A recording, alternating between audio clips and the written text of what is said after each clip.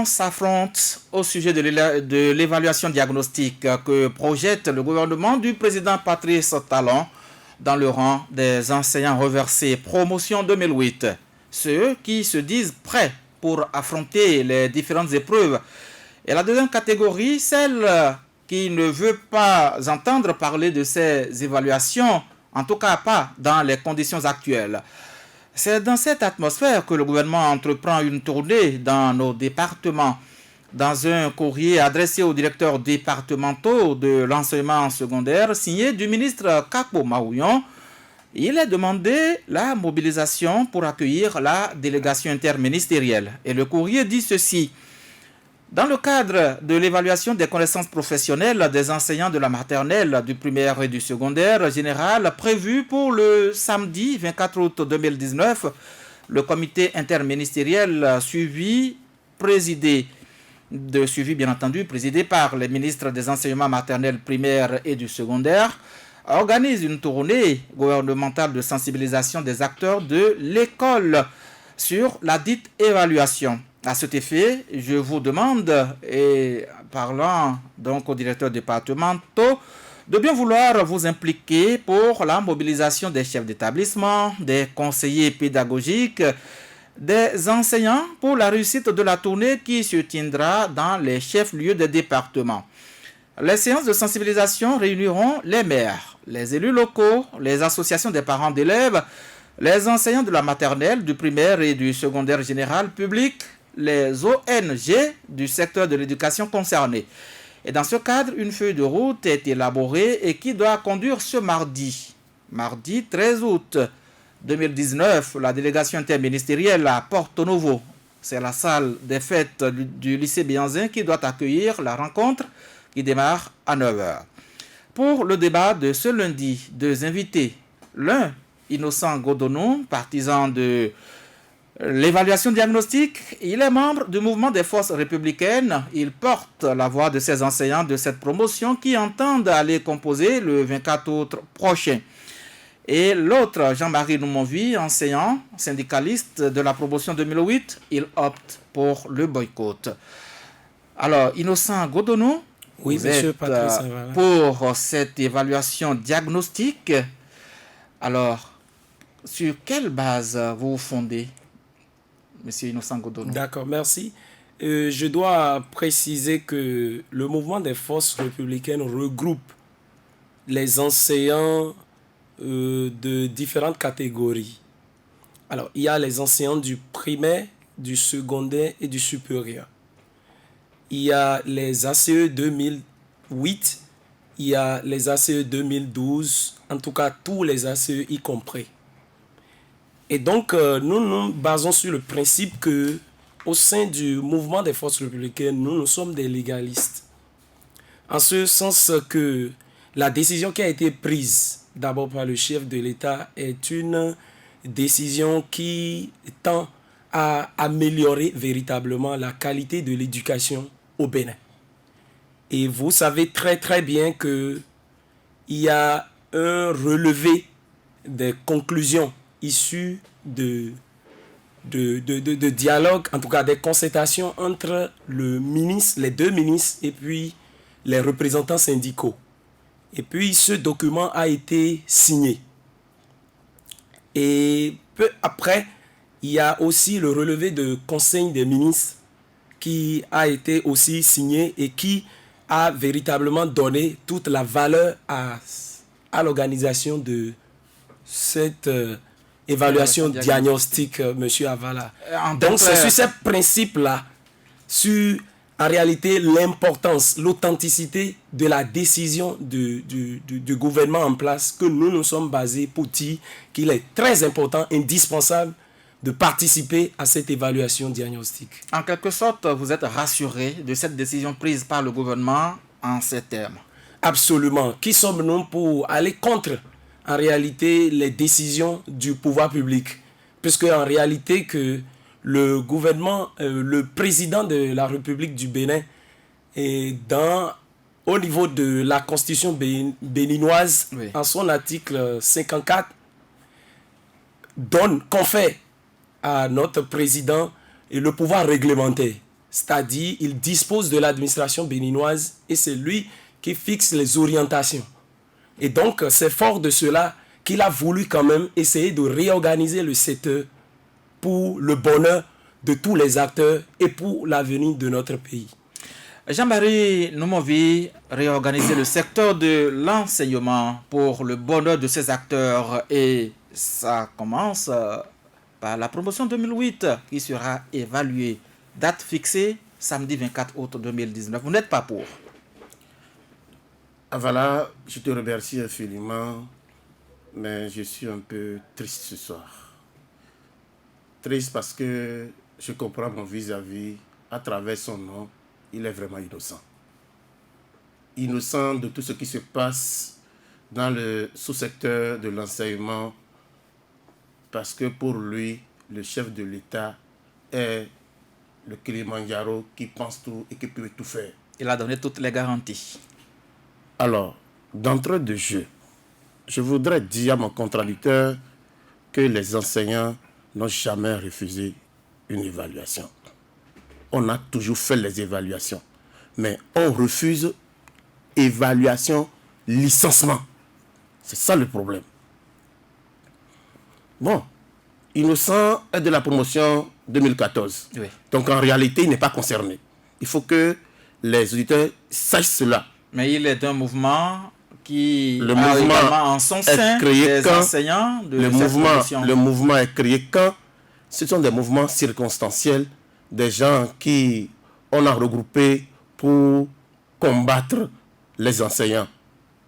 Alors, permettez-moi quand même d'aller un peu au fond du sujet, parce que s'il ne le sait pas, l'école est régie par des tests. Parce que tout ce que nous faisons, c'est par rapport aux tests. Aucune loi, aucun test ne demande une telle évaluation. Il n'a qu'à me dire dans quel test, dans quelle loi, lui, il a vu ça là, pour qu'on puisse aller évaluer les enseignants. Il a cité la Constitution en son article 50. Non, moi, je lui dis d'aller lire le décret 592-93 du 15 novembre 2015. Qui dit? Lorsque vous recrutez un agent, les conditions d'évaluation sont clairement définies. Lorsqu'ils sont recrutés, ils doivent être formés et recyclés régulièrement. Et lorsque la promotion 2007, parce qu'il va lui conter l'histoire, lui il est un peu jeune, il va lui conter l'histoire. D'où est partie cette promotion 2008. Les gens croient que c'est en 2008 qu'on nous a recrutés, on parle de reversement. Non, le reversement a été fait dans tous les secteurs, dans tous les départements, dans tous les secteurs ministériels, c'est ce que je veux dire. Moi j'ai commencé par exemple en 2002, 2003, c'est en 2000, c'est à l'avènement du président Yahi Boni. Il y a des gens qui ont commencé bien avant moi, 10 ans avant, 15 ans avant, je ne sais pas, qui étaient là déjà sur le terrain, qui ont vendu toute leur jeunesse, à s'occuper des questions de l'école. Parce qu'en ce moment, il n'y a pas d'enseignants dans les salles de classe. Les salles de classe n'existaient même pas. Ils ont fait tout ce qu'il faut, ils étaient là, en tant que vacataires, en tant qu'honoraires, en train d'abattre cette tâche-là, ce devoir républicain. Et c'est après ça qu'il y a eu un de... Mais ceux-là, mais ils ont déjà de l'expérience.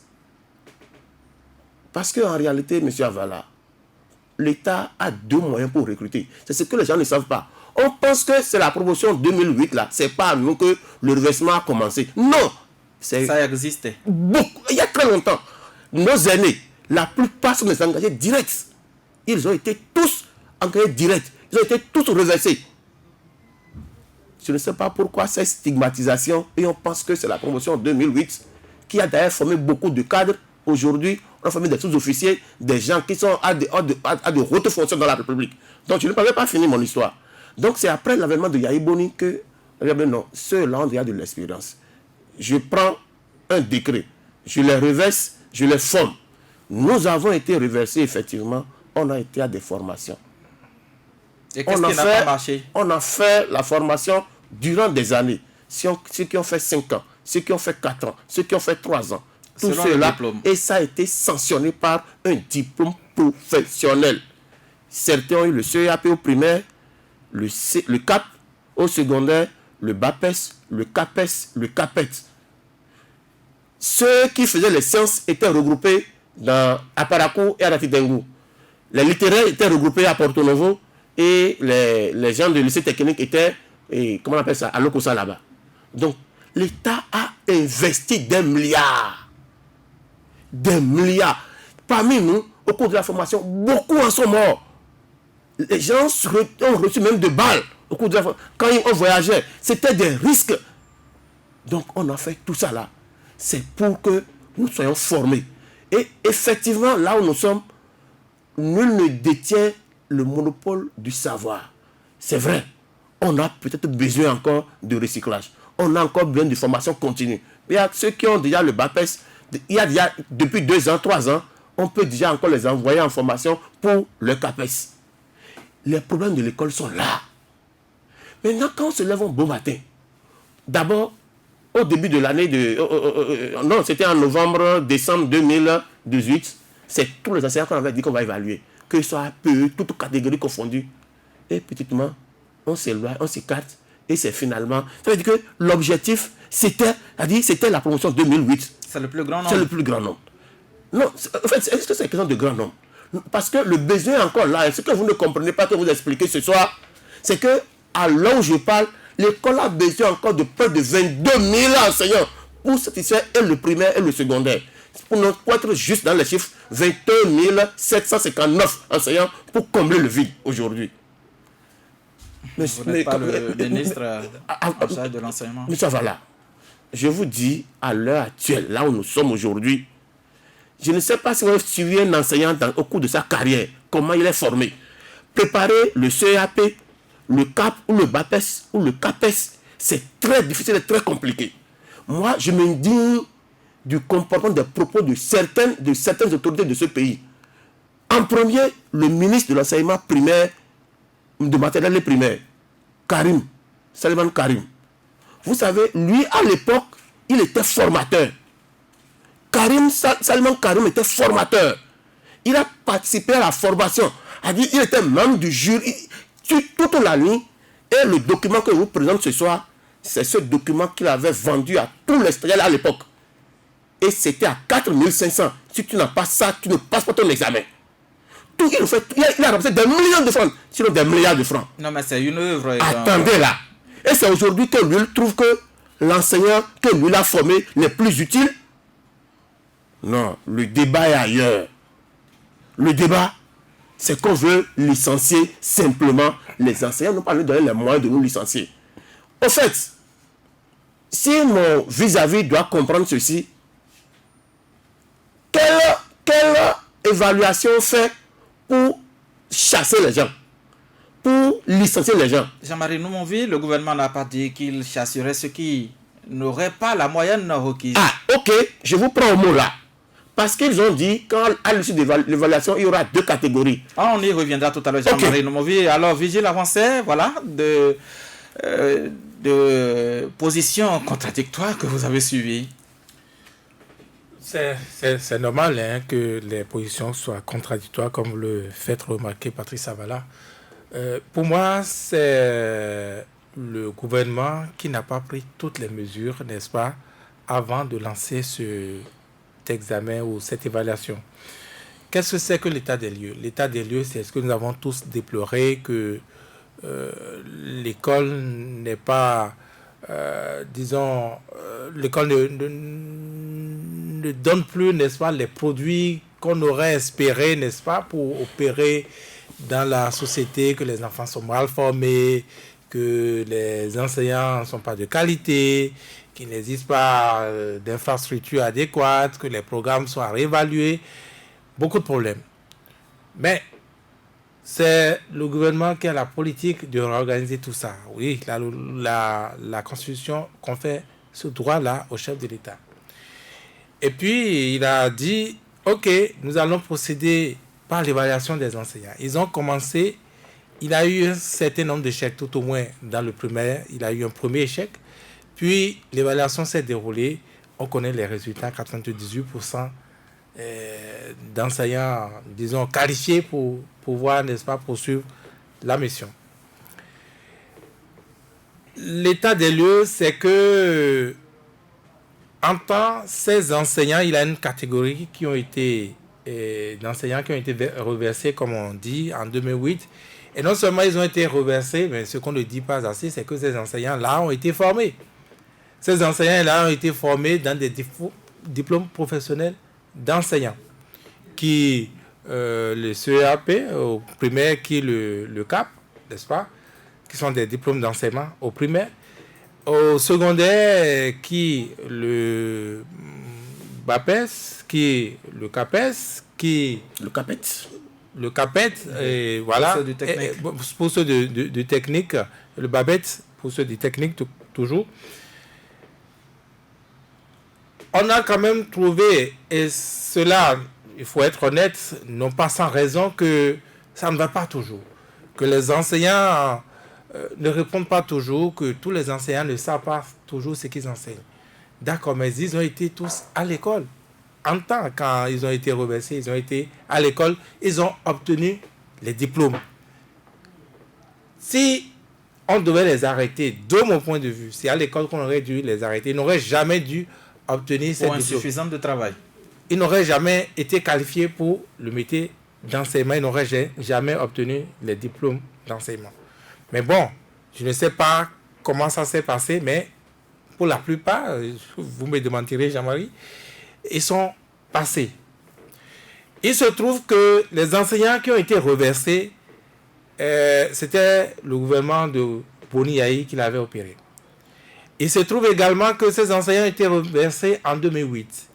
Et que même après 2008, surfant sur cette vague d'opportunités, n'est-ce pas, des gens ont saisi cette opportunité, ont mis dans le lot qui sa copine, qui les cousins au village, qui élevait de ceci, qui est coiffeuse de ceci ou coiffeur de cela.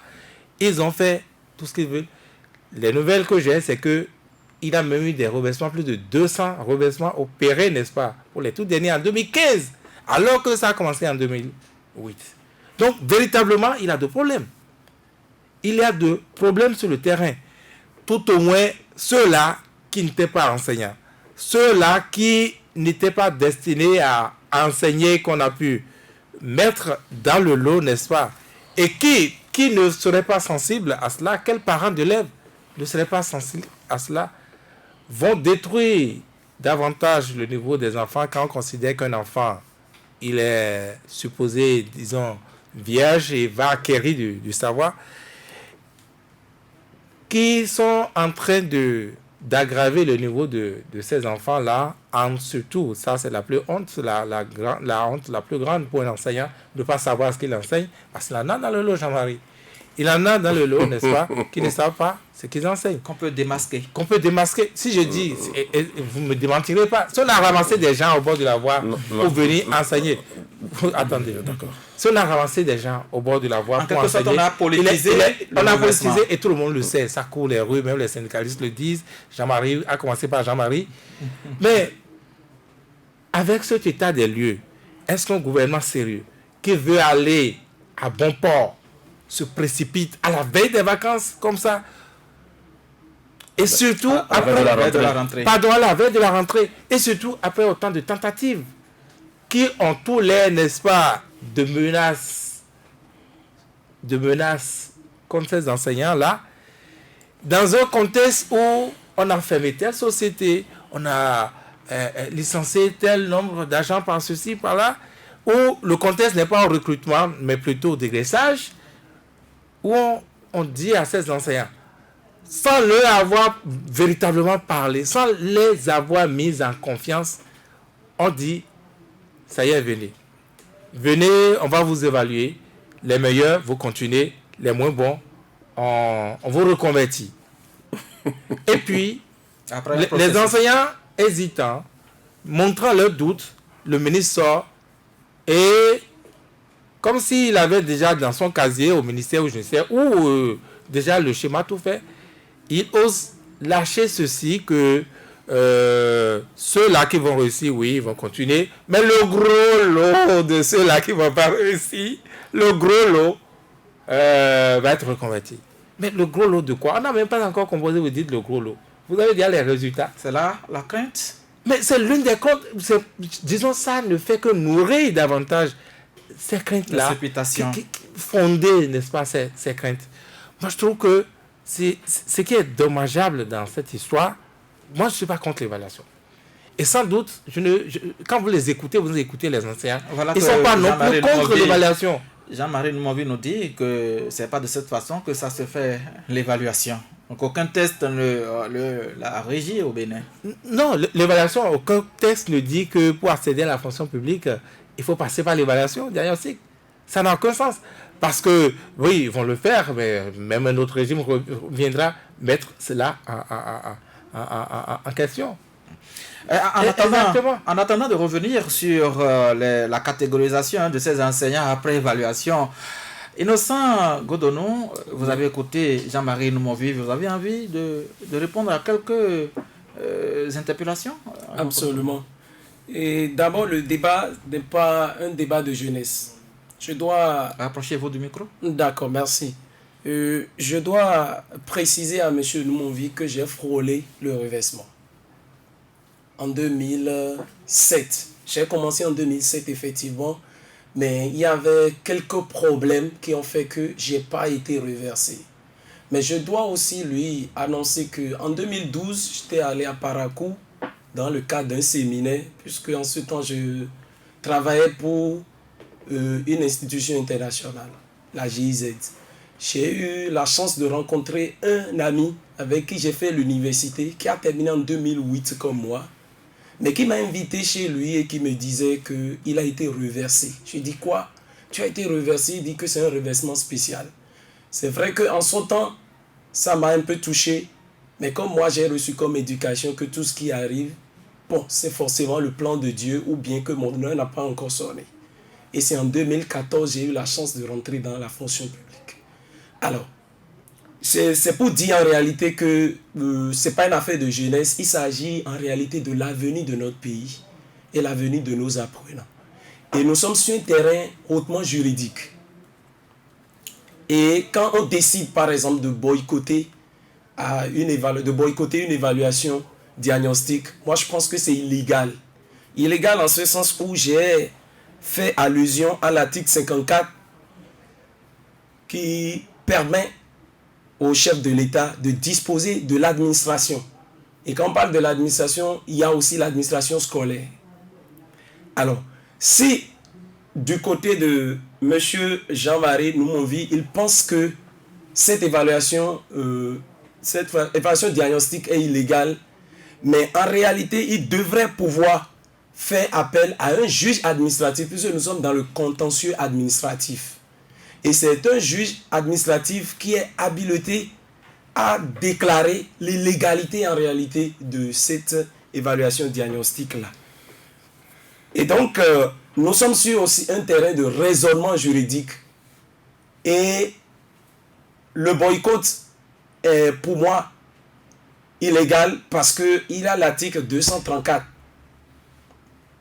du statut général de la fonction publique qui stipule que le boycott est une faute et une première faute administrative et la désobéissance surtout peut conduire à une rupture de contrat, à un licenciement. Donc moi je pense que c'est un risque que ceux qui pensent boycotter sont en train de courir parce que d'abord c'est une insubordination à l'autorité. Et nous sommes tous des enseignants, nous devons être véritablement des modèles. Puisque en classe, nous avons des apprenants et nous les apprenons justement la discipline, le respect de l'autorité. Donc je voudrais aussi parler de ce que M. Awassé a dit par rapport au reversement. Il sait que le reversement apporte beaucoup de dysfonctionnements. Et dans mes propos liminaires, j'ai dit que nous sommes légalistes. Et à partir du moment où j'ai un ami avec qui j'ai fait l'université et qui en 2008 est reversé alors qu'il ne devrait pas être reversé, il y a un problème d'injustice qui se pose. Est-ce qu'il n'y a pas une manière pour le gouvernement de sortir ces gens qui ont été injustement reversés du système éducatif et même ceux qu'on soupçonne d'avoir de faux diplômes? Oui, absolument, parce qu'il y a d'abord, dans un premier temps, des audits qui ont été diligentés. C'est vrai que les résultats ne sont pas encore publiés. Mais le gouvernement dispose de ces résultats-là. Oui. Et au moment opportun, ces résultats vont sortir. Je pense que ceux-là vont composer le 24. Ils vont composer, mais progressivement. Eh bien, moi, je pense qu'il y a... Il y a une opportunité. Quelle est l'opportunité qui s'offre? Au fait, au-delà des résultats des audits, il y a aussi le fait que le gouvernement, il s'agit des faux diplômes. Mais les faux diplômes, en réalité, selon moi, c'est des diplômes inéligibles à la fonction enseignante. Ça veut dire quoi? Il y a des gens qui ont fait les sciences juridiques et qui enseignent le français. Qui enseignent le français. Là, excusez Patrice, oui. Est-ce que cela est toujours de vigueur lorsque ces gens dont vous parlez, qui ont appris les sciences juridiques, ont eu des diplômes professionnels d'enseignement? Oui, mais ce n'est pas la suite qu'ils ont eu, mais le diplôme de base, leur formation de base n'est pas une formation qui leur permet d'enseigner. Et qu'est-ce que vous remettez en cause? Le diplôme en droit ou le... Il y a d'abord la formation professionnelle. La formation pose problème. Il y a d'abord le diplôme de base. Oui. Maintenant, en principe, ces gens-là ne devraient pas être formés. Pourquoi? Mais justement, qui a autorisé qu'on ferme ces gens-là? Mais ce n'est pas le gouvernement de la rupture qui a autorisé la formation de ces gens-là. C'est le gouvernement du Bénin. Absolument, mais ce n'est pas le gouvernement de Patrice Talon qui l'a autorisé. Et autant, si c'était Patrice Talon ou bien si c'était son gouvernement qui était en place, cela ne pourrait pas être autorisé parce que c'est tout à fait illégal, étant donné que ces gens-là ont fait une formation qui ne leur permet pas justement d'enseigner. Et maintenant, je dis que c'est une opportunité, c'est une aubaine pour ces gens-là, puisqu'on nous a dit qu'après la première partie, ceux qui arriveront à avoir les 10 sur 20 ou bien plus que ça, deviendront des fonctionnaires de l'État. Agents permanents de l'État. Agents permanents de l'État. Non, fonctionnaires de l'État. Et ensuite, parce que le concept a changé, il y a des dénominations qui ont été introduites dans le nouveau code. Voilà. Des rencontres le week-end écoulé. Absolument. Maintenant, et puis la deuxième partie va subir une formation modulaire de 9 mois et ils seront soumis également à un test. Et ceux qui seront toujours recalés, on va les redéployer. Cela veut dire que, et dans les conclusions que les ministres ont signées, encore et encore avec les représentants syndicaux, il a été très clair que personne ne sera laissé en rade. Est-ce que vous comprenez? Donc, ce relevé des conclusions fait office de droit. On peut vraiment attacher du prix à cela. On peut brandir cela devant la justice. Et bien justement, parce que le cachet de l'État, en fait, la signature ès-qualité du ministre, en réalité, j'allais dire en réalité, ça engage non seulement le ministre, mais ça engage aussi l'avenir du pays à court, à long et à moyen terme. Donc, on peut l'utiliser. Et donc, c'est un document sur lequel on peut se baser pour aller composer. D'accord. Voilà. Jean-Marie Noumonvi. Merci, Patrice Avala. Je crois que Innocent Godono, quand il parle, il doit s'écouter. D'abord, est-ce qu'il sait ce qu'on appelle relevé de conclusion? Je ne sais pas s'il sait vraiment quel sens il donne à un relevé de conclusion. Première chose. Deuxième chose, il a dit qu'il a floré le reversement en 2008. Parce qu'il avait déjà commencé par enseigner en ce moment-là. Non. En 2007, bien sûr. Le recensement, il faut que les gens sachent ce qui s'est réellement passé. Je sais qu'il y avait... Le recensement a lieu en 2006. Il y avait des cartes qui avaient été données, rouge, vert et... Il y a... Tous ceux qui ont été recensés sont dans une base de données.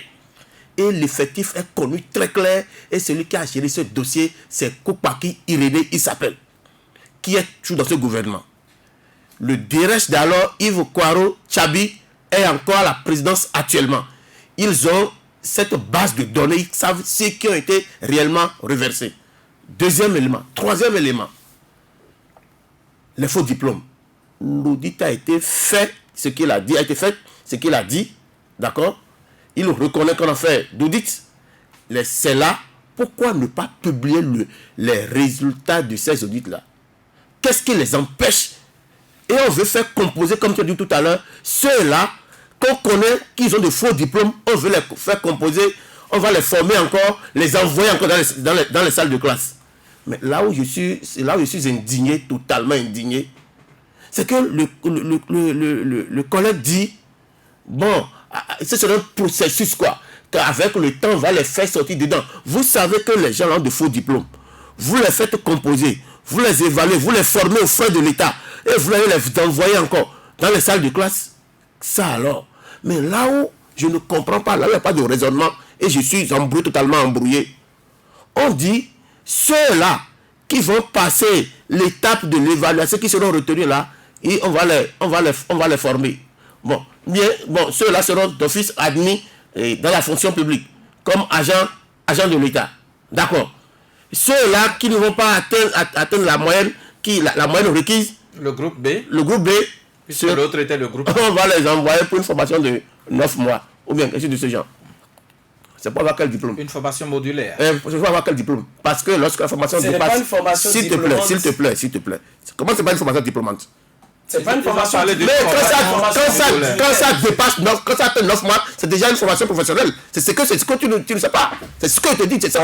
C'était clair qu'on a parlé de formation modulaire, monsieur. Bon, pourquoi ne pas former tout le monde de façon modulaire, mon frère? Oui, parce qu'on ne pas former tout le monde. S'il te plaît. Si tel est le cas, ça veut dire que tout le monde doit être formé. Parce qu'on a effectivement besoin de recyclage. D'accord? On n'a pas besoin de faire. Et on me dit, là où je suis, je ne comprends plus rien. Voilà.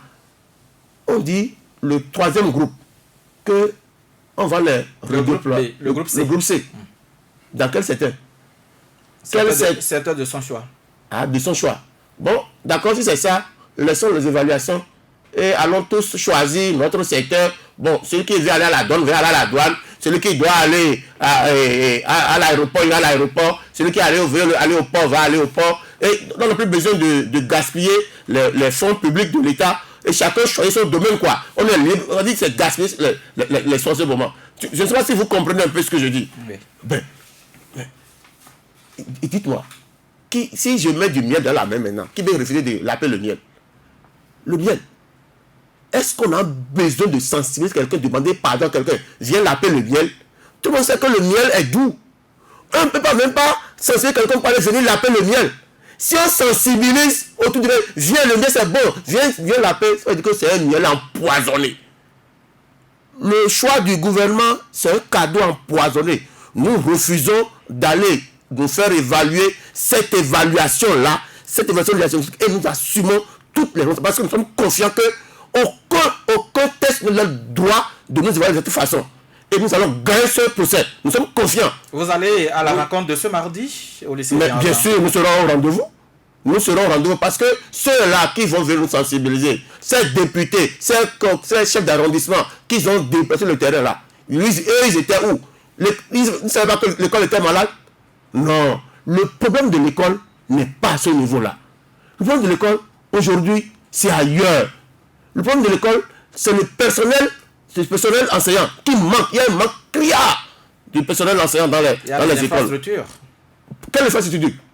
Il y a les infrastructures qui manquent. Qui manquent aussi, oui. À côté de nous ici. Ça fait déjà plus de 2 ans, 3 ans. Je prends votre tronçon ici. L'école primaire de Séméga, décoiffée par la part au cours d'une pluie là. Ça fait déjà plus de 3 ans, c'est là. Les enfants sont sous la pluie là. C'est à côté de nous, c'est à la barrière finit par réparer. Non, du tout pas. Je refuse. La barrière avant de préparer une salle de classe effectivement qui fait d'eau. Oui. À la voie. Oui, c'est toujours là. Je végète, je refuse, c'est toujours là. Ça fait déjà plus de 3 ans, c'est là. Depuis qu'ils sont arrivés là, ils ont construit quelle salle de classe? Ils ont peur de nos rappels. Nos reclassements sont là. C'est ça le problème aujourd'hui. Les enseignants ont besoin de leur rappel, de leur reclassement. Les enseignants ont besoin d'être dans de meilleures conditions pour faire le travail. Oui, d'accord. Et oui, en attendant, Innocent Godonou, nous allons entendre Vigile sur les 2 préoccupations que vous avez abordées. Avant que Vigile ne prenne la parole, s'il vous plaît, oui. Quand on parle d'évaluation diagnostique, au fait, ce n'est pas pour licencier. c'est parce qu'au début, même eux-mêmes nous ont dit, c'est pour voir nos besoins. Mais on n'a jamais parlé de licenciement, s'il te plaît. Allons-y. C'est les besoins. Oui. Mais après 98% de succès. Vous voulez parler du primaire? Mais qu'est-ce qui... Parce que, moi, je ne fais pas la différence entre la maternelle primaire et secondaire. Non. Un enseignant, c'est un enseignant. Et là où le bas blesse, aujourd'hui, on a écarté la maternelle. Aujourd'hui, on a écarté les enseignants de l'enseignement technique. Pour dire, eux ne seront pas évalués. Ceux de l'enseignement, comment on appelle la maternelle, ne seront pas évalués. Et quand on parle même de cette évaluation, vous savez ce qu'ils ont donné comme épreuve? Comment on va demander à un poids de sport d'aller composer en mathématiques? Pour faire quoi? Mais ça, c'est des questions d'organisation. Non, c'est juste des mesures pour Divis l'a dit tout à l'heure, pour dire le gros lot qui sera ce gros lot là. On connaît le plan. Ils ont dit à leur liste, ils ont dit à leur plan, ils veulent nous injecter, on va pas leur donner l'occasion de nous injecter. Nous serons dans la fonction. On a vendu, on a sacrifié notre jeunesse pour construire ce pays avant leur arrivée. Ils étaient où quand l'école était en souffrance? Ils étaient où ceux-là? Oui. Ils étaient où? C'est plutôt des procès d'intention que vous êtes en train de faire. Jean-Marie Noumavi, en attendant, Innocent Godonou, Vigile avancé. Mais je répète encore que le gouvernement aurait anticipé, aurait tiré le leçon, n'est-ce pas, des premières évaluations, qu'on n'en serait pas là. Et il a manqué, n'est-ce pas, de concertation entre les acteurs. On ne me dira pas, surtout pas Innocent, que c'est au nom d'un certain article 54 de la Constitution qui permet, n'est-ce pas, au chef de l'État d'organiser l'administration comme il veut. Non, ce n'est pas comme il veut. Si demain il dit, bon, rendez-vous à Natengou, au sommet de la montagne, parce que vous êtes enseignant, c'est lui qui organise, vous allez vous présenter. Parce que c'est le chef de l'État qui a dit ça. Non, ce n'est pas vrai. Oui, mais pourquoi ne pas respecter la décision? Pourquoi ne pas respecter la décision du chef de l'État? Qu'est-ce que vous appelez la décision du chef de l'État si ce n'est pas légal? Oui, mais c'est la Constitution qui l'autorise, monsieur. Quelle Constitution? Dit quoi? Par rapport à quoi? Mais en réalité, quand on parle d'évaluation... Tu dois éclairer le peuple. Tu dois éclairer le peuple. Ce que tu dis là, c'est suffisamment grave. C'est suicidaire même ce que tu dis. C'est plutôt le boycott qui est suicidaire. Donc, si le président d'aujourd'hui, alors tu es matin enseignant et on l'a absolument. Je pense que c'est comment? Ah non, on parle de dire. Nul n'est au-dessus de la loi. Nul n'est au-dessus de la loi. Absolument. Non. Mais c'est. Il est là pour appliquer la loi. Et non, c'est pas au-dessus de la loi. Nous allons permettre à Vigile Avancé de finir d'abord avant que je ne vous donne encore. Non, mais c'est parce qu'entre-temps, il m'a interpellé. C'est pourquoi j'ai dû réagir. Donc maintenant, permettons à Vigile de finir rapidement. Les ministres sont sur le terrain demain. Peut-être maintenant, on va. Les ministres sont sur le terrain, mais je ne suis pas certain que cela changerait quelque chose. Ce que les ministres veulent faire actuellement, on aurait fait ça en amont que, oui, ça aurait eu son impact. C'est-à-dire, anticiper, savoir qu'il pouvait avoir, n'est-ce pas, ces genres de réticences et tailler les réticences en mettant suffisamment les enseignants en confiance, en les associant. Parce que, mais c'est ce que le ministre essaie de faire, s'il vous plaît. Oui, mais ce n'est pas maintenant qu'il faut le faire. Mais pourquoi vous jugez de l'opportunité alors qu'ils ont tiré le leçon de ce qui s'est passé aujourd'hui? Monsieur Godonou. Oui, monsieur. Au nom de quoi vous nous refusez de juger de l'opportunité? Pourquoi vous êtes... Attendez. Oui. Attendez. Oui. Vous êtes venu ici, vous avez dit que vous êtes enseignant républicain, quelque chose. C'est pas ça. C'est votre droit absolu. Il a dit qu'il est membre d'un mouvement. Mais c'est ce que je dis. Oui. Mouvement républicain, quelque chose. Ou bien? Oui. C'est ce que vous avez dit. Oui, mais l'opportunité, parce que nous sommes dans les vacances et c'est l'opportunité, on ne peut pas commencer la rentrée. Pourquoi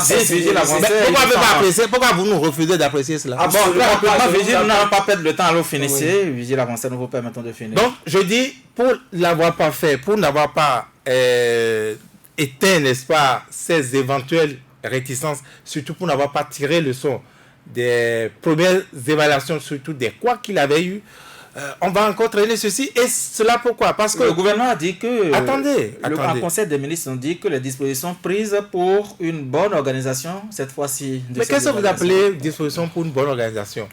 Mais et ces réticences-là, c'est une bonne organisation? Parce que là, nul ne sait ce qui va se passer le 24. Si les enseignants boycottent en majorité, mais ils ont boycotté en majorité, le gouvernement, comme au précédent d'évaluation, n'aura qu'à constater et revenir, refaire, n'est-ce pas, l'évaluation. Il n'y aura rien d'autre à faire. Il va en souffrir, mais il ne peut rien faire. En tout cas, attendez quelques secondes. Oui. Donc, pour moi, il fallait régler ces préalables-là d'abord. Ne l'ayant pas réglé, vous avez vu ce qui s'était passé, c'était quand même, ils ont fait le bilan, c'est des millions qui ont été dépensés pour faire ces précédentes évaluations qui ont échoué. Oui. C'est l'argent du contribuable qui a été dépensé ainsi, et ça, c'est pas une bonne gouvernance que de l'avoir fait. Et cette fois-ci, ça échoue, ça va être également la même chose. Et eux également, ce n'est pas une bonne évaluation, c'est nous qui évaluons également par ailleurs. Ça, ce n'est pas une bonne gouvernance que de gérer les affaires de l'État, les affaires publiques de cette manière-là. Ouais. Donc, et ça ne coûte rien de montrer votre bonne foi, parce que vous savez que tout est caution aux critiques, à la réticence au Bénin. Mais bon, comme on a vu pour les réformes comme ceci, comme cela, rien. Il n'y a pas de pédagogie, il n'y a rien, on dit qu'on n'en a pas le temps. Mais on n'en a pas le temps, on risque de casser les pots. On est là à la veille de la rentrée et ça va aggraver, n'est-ce pas, les incertitudes habituelles, traditionnelles à la veille de la rentrée. Oui. Nous allons maintenant répartir les tâches, les tours de parole. Il ne nous reste que 4 minutes. Chacun aura 1 minute sur le plateau. Innocent Godonou. Merci beaucoup, M. Avala. Je dois toujours dire que nous sommes sur le terrain juridique. Et quand M. Lumouvi... Parlez dans le micro, s'il vous plaît. Merci. Et quand M. Lumouvi affirme qu'ils vont gagner le procès, moi, le procès est d'abord... Vous faites droit à la caméra. Voilà. Excusez-moi. Alors, donc, si il dit qu'ils vont gagner le procès, en réalité, il s'agit de quel procès? C'est le juge administratif qui devait démontrer l'illégalité de cette évaluation. Il ne faut pas faire des procès d'abstention. Parce que c'est ce que je suis en train de comprendre ici. On s'est versé dans les spéculations. Donc, pour vous, tous les enseignants de la promotion 2008, de toute façon, au niveau du MFR, le mouvement des forces républicaines, nous sommes d'abord des enseignants qui militent pour la qualité. Et pour qu'il y ait la qualité, il faut forcément l'évaluation diagnostique pour diagnostiquer le mal. Pourquoi vous n'avez pas... Je n'ai pas encore fini, s'il vous plaît. Pour diagnostiquer le mal. Oui. Et le mal, on ne veut pas en réalité licencier. On veut essayer de mettre chacun, comme on dit, the right man at the right place. Merci à vous, Innocent Godonou. Jean-Marie Noumonvi, 1 minute également. Merci, Patrice Avala. Je crois que vis-à-vis, qui le répète toujours, il est vraiment innocent. Parce que c'est pas un fait d'innocence, lorsqu'on soumet les enseignants à cette évaluation, pour la première catégorie, on a dit quoi? Seront admis, d'accord, comme fonctionnaires d'État. Bon, ça veut dire que c'est maintenant que l'État les recrute. D'accord, la plupart de ceux-là, on a dépensé la quarantaine d'âge, je veux dire. D'accord, ça veut dire que la loi au Bénin a dit après 40, après 35 ans, vous ne pouvez pas être admis dans la fonction publique. Moi, je ne sais même pas comment ils vont régler ça. Ça là, je ne sais même pas comment ils vont régler ça. Deuxième chose, a dit aujourd'hui, le président a été clair que l'école sera confiée à un cabinet. Ça veut dire que l'école sera privatisée. Mais c'est là écrit, s'il te plaît, quand même. L'école sera confiée à un cabinet. Aujourd'hui, tes enfants, parce que nous, dans la paternité de l'école, j'ai mes enfants, tous mes enfants sont publics. Ça veut dire qu'aujourd'hui, tes enfants, mes enfants, vont payer 50 000, 60 000 pour cette école-là. C'est-à-dire, c'est comme les sociétés de gardiennage de son travail console là, on confie l'école à ceux-là, et c'est une sous-traitance, quoi. C'est eux qui vont gérer désormais l'école. Et finalement, c'est pas pour l'évaluation diagnostique. J'invite tous les collègues, j'invite tous les enseignants de la maternelle, du primaire et du secondaire d'être unis pour le boycott total à 100%. Merci. Demain, nous sommes au lycée Béanzin pour aller accueillir la délégation gouvernementale. Et ça, c'est très clair. Ils vont nous recevoir, nous expliquer ce qu'ils ont de nouveau à nous proposer. Ce qui est sûr, nous allons gagner. Vigile avancé. Donc, je répète, je sens et ça se voit que la réflexion n'a pas précédé, n'est-ce pas, cette initiative d'évaluation. Un seul exemple. On dit qu'on a fait un audit et qu'il y aurait de faux diplômés. Je vous conseille ça, Innocent, on va évaluer tout le monde. Mais si ces faux diplômés-là, passaient au premier coup. Et puis qu'est-ce qu'ils vous disent qu'ils vont passer? Mais pourquoi ils vont pas passer? Vous êtes vraiment innocent, mon cher Innocent. Non, mais ils vont pas passer. Les deux probabilités sont... Mais oui, quand vous allez, vous pouvez réussir. Le contre sont là. Non, mais si vous avez dit. Oui. Si ces faux diplômés vont à la... Le faux appel le faux. Ne mêlons pas la politique à l'enseignement, à l'éducation. Excusez-moi, on ne peut pas gérer l'enseignement. Vous permettez, Patrick, je dois clôturer l'émission. Moi, je pense que quand le gouvernement, je ne sais pas si c'est une chance d'avoir des enseignants qui se dégagent pour le soutenir ainsi. Absolument. Quand vous avez cette opportunité, donnez-les de bons conseils. J'ai commencé par dire ici que l'évaluation est nécessaire. Vous m'avez entendu dire ça? Ah oui. Mais il y a des préalables. Si vous ne le faites pas, vous ne posez pas les pas qu'il faut. Vous allez tout gâter. Est-ce que c'est cela que vous voulez? Mais c'est les préalables qu'on est en train de faire. Non, vous dites que le gouvernement décide que c'est bon, c'est bon. Merci à vous, Vigile Avancé. Oui, mais c'est bon parce que malheureusement, nous allons clôturer cette émission Vigile Avancé. Jean-Marie Noumovi, Innocent Godonou. Merci à vous également de nous avoir suivis de bout en bout. Une émission mise en onde par Georges Poinou. Je vous donne rendez-vous demain pour un nouveau numéro. Bonsoir.